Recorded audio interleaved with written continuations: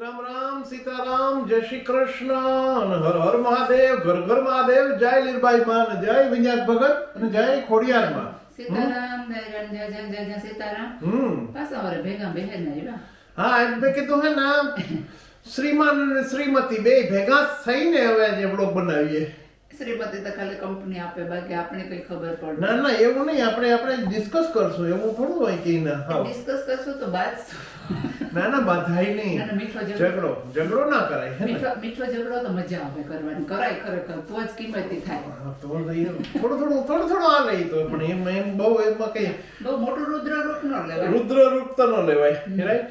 તો ન મજા આવે. હા, અને મારે તમને વાત એ કરવી છે કે તમે જો કોમેન્ટ કરો છો, હારી અમુક કોમેન્ટ આવે છે ને પૂછે છે કે સાહેબ આ હું કરવું કે હું ન કરવું, રાઈટ?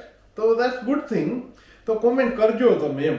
પછી એના ઉપરથી ખબર પડતી હોય તો વિડિયો બનાવવો, પણ એમાંથી કંઈક ગોતે કોમ્પ્યુટર માંથી જે ના કંઈક કરે ને તમને પાછું કહે કે તમે કોમેન્ટ કરજો, તમને કંઈ ખબર ન પડે. હા, તો એના ઉપરથી છે ને પાછો એવો બ્લોગ બને એટલે કે તમને એમાં મને તો કઈ ખબર ન હોય કે તમારે શું જાણવું છે કે હું તમને ખબર નથી વસ્તુના, બરાબર?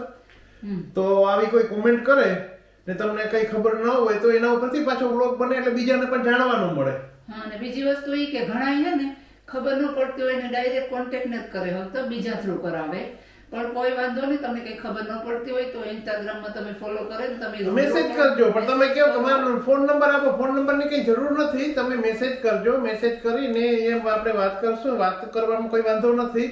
પણ તમે જનરલી માણસો મોસ્ટલી કોન્ટેક્ટ કરવા માંગે છે એટલે કે તમે અમારું વિઝાનું કોઈ કોર્સ કે કંઈ કરી દો એમ, રાઈટ? એટલે અમારે કામ જોઈએ છે તો તમે કંઈ કામ માટે કંઈક કરી દો. કામ ભાઈ એ મારો વિષય નથી કે હું તમને બધાને કામ આપું, એ તો મેં એ પહેલા કીધું છે અને પાછું કહું છું કે ભાઈ મારો એ વિષય નથી અને હું કોઈ પોઝિશનમાં અહીંયા કોઈ મોટી મારી પોઝિશન નથી મોટી કે અહીંયા કઈ પાર્લામેન્ટમાં કે હું સીધે ત્યાંથી એમ સર્ક્યુલર કરી દઉં કે ભાઈ આ બધા ઇન્ડિયાથી બધા એટલા બધા માણસો જે આવવા છે એને આપી દેજો વિઝા અને ભલે આવી જાય ને ભલે અહીંયા કામ કરે, રાઈટ? તો એ પાસે મારી પાસે કોઈ સત્તા નથી એવી કે હું તમને કહી શકું.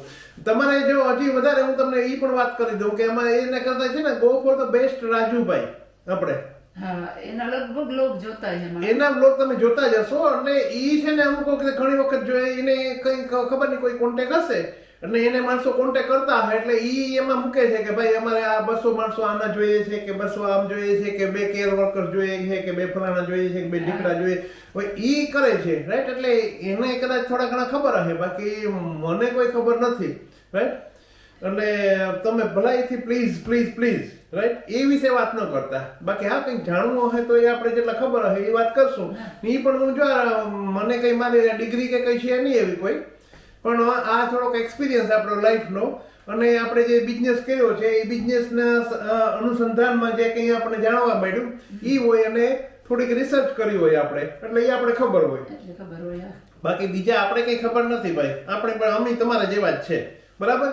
તો હવે આ જે આવી છે એક કોમેન્ટ ઈ ભાઈલાલભાઈની છે, રાઈટ? હવે એને લખ્યું છે કે જય માતાજી સાહેબ, એક હસબન્ડ વાઈફ ફેમિલી 2 જણ જ છે, ઉંમરવાળા છે, ઓકે? કાઉન્સિલના મકાનમાં રહે છે, બેનિફિટ મળે છે. ભાઈને ઇન્ડિયન ઇન્ડેફિનેટ પાસપોર્ટ છે, બેનને બ્રિટિશ પાસપોર્ટ છે. ભાઈએ 5 વર્ષ કામ કરેલું છે અને બેને 10 વર્ષ કામ કરેલું છે. બંનેને સ્ટેટ પેન્શન મળે છે. હવે આ બેઉને ઇન્ડિયા પરત કાયમી ધોરણે જવું છે તો તેમને સ્ટેટ પેન્શન ઇન્ડિયા મળે કે કેમ મળે, તો કેટલું અને કેવી રીતે? યુકે સરકારના કયા નિયમ અનુસંધાનમાં આ ફેમિલીને કોઈ નુકસાન ન થાય અને કોઈ કાયદાથી તેમને યુકે છોડી જવાથી પસ્તાવો ન થાય એ માર્ગદર્શન વિગતવાર આપશો, કેમ કે આવા ઘણા ફેમિલીના આ પ્રશ્નો છે તો લાભ લઈ શકે. આવું કરવાથી લાભ શું અને નુકસાન શું એ જણાવવા વિનંતી. યુકે છોડવાનું કારણ કે આવા ફેમિલી પોતાના પરિવારથી છૂટા પડી ગયેલા છે. એ વાત સાચી, એકલા રહે છે, પરિવાર ઇન્ડિયા અને તે અહીં એકલા, કારણ કે તેમનો પરિવાર કાયમી ધોરણે યુકે આવી શકે તેમ નથી. જેથી પાછળની લાઈફ પરિવાર સાથે રહેવા માંગે છે. જય માતાજી. Very good. ફાઇન કોમેન્ટ કરી. બહુ સારી કોમેન્ટ છે અને બહુ સારું અને આ પ્રશ્ન ઘણાને પ્રશ્નો છે. કારણ કે પહેલા શું હતું કે જે અમુક બધા ઇન્ડિયા આપણે જે આફ્રિકા હતા ને એ બધા જે આવી ગયા છે બધા ને એના અમુક જે ત્યારે જે હતા નાના છોકરા અમુક જે બોર્ન થયા હતા ત્યાં ને એની જે બ્રિટિશ સિટીઝનશીપ લઈ લીધી હતી છોકરા નાના હતા ને જ્યારે આવી ગયા અમે એવી જ રીતે આવ્યા બધા એમ. એટલે અમારે તો બ્રિટિશ સિટીઝનશીપ હતી અને અમે નાના હતા એટલે અમને કોઈ આ પ્રોબ્લેમ ન થયો. પણ ઘણા એવી રીતે આવી ગયા છે, અહીંયા આવ્યા છે પાછળથી, ટૂંકમાં ઇન્ડિયાથી આવ્યા અને એનો પાસપોર્ટ એટલે એનો મધર ફાધરનો પાસપોર્ટ હોય બ્રિટિશ ને એની પણ નેશનાલિટી બ્રિટિશ હોય તો એ લોકો આવી જાય પણ એના છોકરા ન આવી શકે એમ. કારણ કે છોકરા ઇન્ડિપેન્ડન્ટ થઈ ગયા હોય, 18 વર્ષથી ઉપર થઈ ગયા હોય એટલે એને હક ન મળે અહીંયા. રાઈટ. આવા ઘણા બધા પ્રશ્નો છે અને ઘણા બધા આવી રીતે આવી ગયા છે. તો આ ભાઈને એમ કે છે કે એના જે ભાઈ છે એનો ઇન્ડિફિનિટ છે અહીંયા પાસપોર્ટ, એટલે ટૂંકમાં ઇન્ડિફિનિટ સ્ટેમ્પ છે ઇન્ડિયન પાસપોર્ટમાં. અને જે બેન છે વાઇફ છે એને 10 વર્ષથી અહીંયા કામ કર્યું છે, 10 વર્ષ કામ કર્યું છે અને બ્રિટિશ પાસપોર્ટ છે એની પાસે.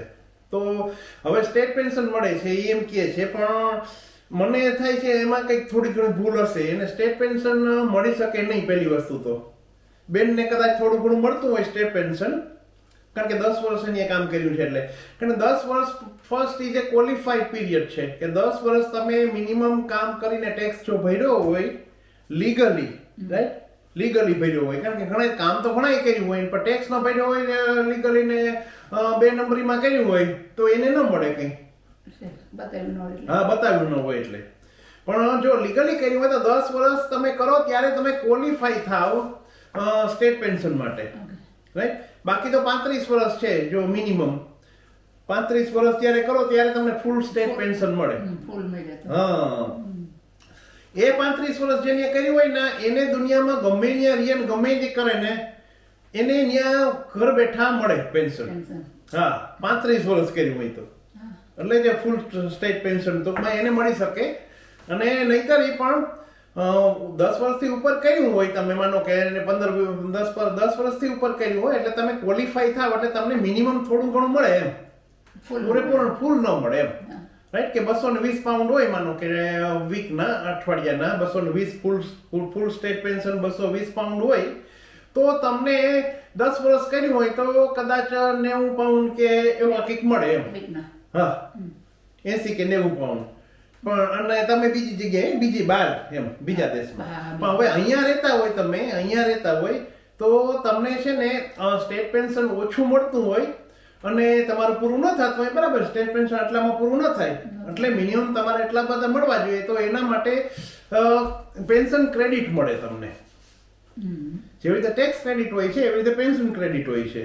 એટલે એ તો પેન્શન ક્રેડિટ તમે ક્લેમ કરી શકો. એટલે એ બેઝ ઉપર તમને અહીંયા મળે અને તમને પૈસા મળે બેયને. એટલે લગભગ બંનેને થઈને 350 કે 400 પાઉન્ડ જેવું મળે અહીંયા બે માણસો એટલે, રાઈટ. એટલે અને પ્લસ એને પછી અહીંયા રહેવાના જે ભાડું પણ મળે એને. ઓકે, મકાનનું ભાડું મળે, પછી કાઉન્સિલ ટેક્સ નો ફ્રી મળે, રાઈટ.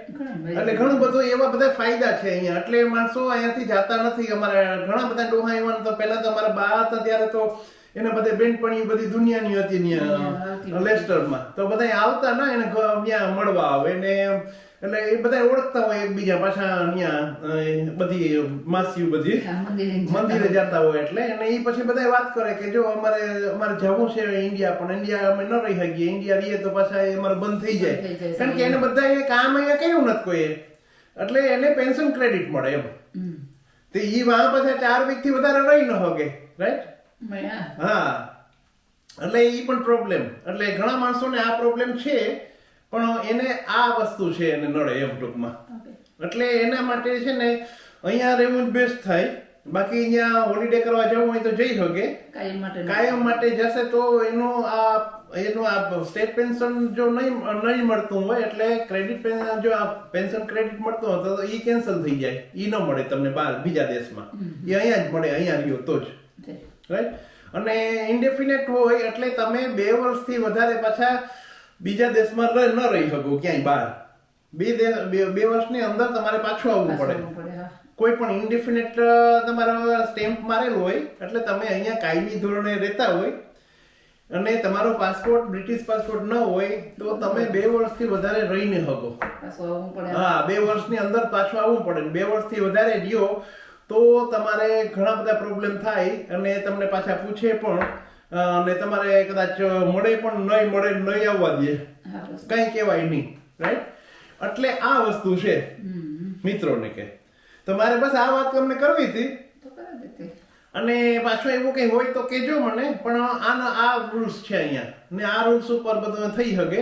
અને પેન્શનના તો ઘણા બધા એમાં બીજા નવા પ્રાઇવેટ પેન્શન બધી ચાલુ થયું છે હવે. પ્રાઇવેટ પેન્શન શું છે એ બધું, પણ આ બ્લોગ લાંબો થઈ જાય પાછું એવું કર્યું તો એ પાછું અને બીજા બ્લોગમાં કંઈક પાછું કેવું તમને એમ કે પ્રાઇવેટ પેન્શન શું છે, પ્રાઇવેટ પેન્શન કઈ રીતે ચાલે છે અહીંયા અને ઈ કરાય કે ન કરાય, રાઈટ? એના ફાયદા શું, રાઈટ? નુકસાની શું? હવે આ બધા તમે કહો તમને શું ખબર, પણ ભાઈ મારે કેરોમ છે ને હું ચલાવું છું કેરોમ, એટલે આ બધા રૂલ્સ ને રેગ્યુલેશન મને ખબર છે કે શું હોય એમ ને કેટલા પર્સન્ટેજ એમાં તમારે ભરવા પડે પ્રાઇવેટ પેન્શનમાં. એ ગવર્મેન્ટે લાગુ કર્યું છે 2017 થી, 2017 થી. એ પહેલા નતું. ઓકે, એ તમને કહી દઉં. અને આપણે કોમેન્ટ ન કરીએ ને હું રૂબરૂ તમને વાત કરું તો કરાય એમાં કઈ વાંધો નહીં. તમે હમણાં ચાલુ કર્યું કે હવે હું રિટાયર થઈ ગયો અને મારું પેન્શન ચાલુ થાય, તો એવું ભાનાલાવને એક ઈ જણાવો કે તમારું ક્યારથી ચાલુ થયું ને કેટલું તમને મળ્યું. એવું નેક્સ્ટ લોગ બનાવો, એ તો બધાને ખબર હા, તો પડે. એ બનાવશું. જેને મળે એને તો બધાને ખબર હે, હા, હા. પણ હજી અમારા જેવા વાટ જોવાને બેઠા એને પણ ખબર પડે ને કે નાના અઠવાડિયાના એટલા. આ તો વાંધો નહીં, બનાવશે. એમાં શું વાંધો છે? એ એમાં તો બતાવો તો કઈ ખબર પડે વાંધો અમને કે નહીં. કેટલા આવ્યા એ. હા, એ બતાવું, કઈ વાંધો નહીં. હું એમાં તો comment કઈ નથી કરતી, પણ હું તમને રૂબરૂ ના બરાબર છે ને. તો બધાને પૂછી શકે ને, તું તો પેલા પૂછી શક, પછી તારે તો પૂરેપૂરો રાઈટ છે. હમણાં તો હજી કીધું જોડે જોડે તો હું દીધી કે નો રી આપણે.